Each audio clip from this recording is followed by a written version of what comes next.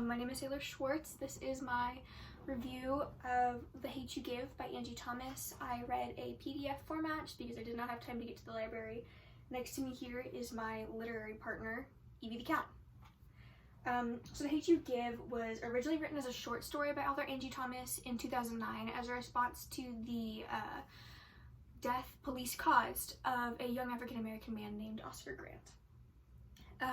So The Hate You Give follows 16-year-old Star who grows up in the predominantly black and lower class neighborhood of Garden Heights.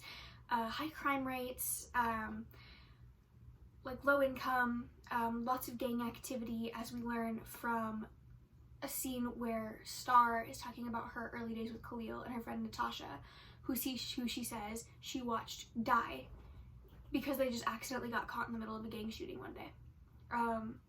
So the book follows Star, who grows up in this neighborhood, but is also kind of an enigma to the people around her because she attends Williamson Prep, which is a predominantly white, upper middle class preparatory school. She is one of the 2 African-American diverse students in her class. So Star, one day on her way back from a party, her and her friend Khalil, who had picked her up from said party, are driving home. They get pulled over by the police, and Khalil ends up getting shot 3 times because he turned around to check on Star in the car. The rest of the book follows Star as she tries to make sense of what happens and seek justice for her friend after she witnessed watching him die. The climax of the book kind of takes place after the court case, wherein Star learns that the officer got off scot-free, no punishment or anything, for Khalil's death, and then protests and rioting breaks out in Garden Heights, both peaceful and not. And Star's whole journey here is just learning that she doesn't have to separate herself, but she also needs to make sure that she's standing up for what's right. So the main thing that I gathered from this book is we need to use the present to create a better future so that we don't repeat the past.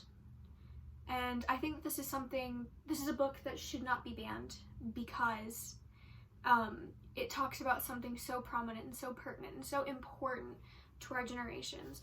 As teachers, a lot of us are going to be in school, some of them Title I, but all of them diverse. There are going to be students from different minorities, different people groups, who are going to grow up facing these kinds of difficulties. Whether they face it now or as an adult, there's going to be scrutiny thrown their way.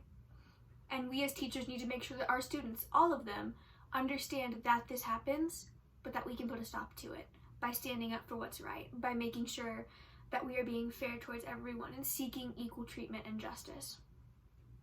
This is a book that students should read, that they should understand, because yes, it is hard, but because it is told through the point of view of a child, someone who's witnessing this trauma so young, it almost pushes us, I believe, to understand that we need to change these people's futures. We need to change our children's futures, because if this is what the future looks like now, what's it going to look like in 30 years? If this is what our world is like now, how is that going to look for the future generations?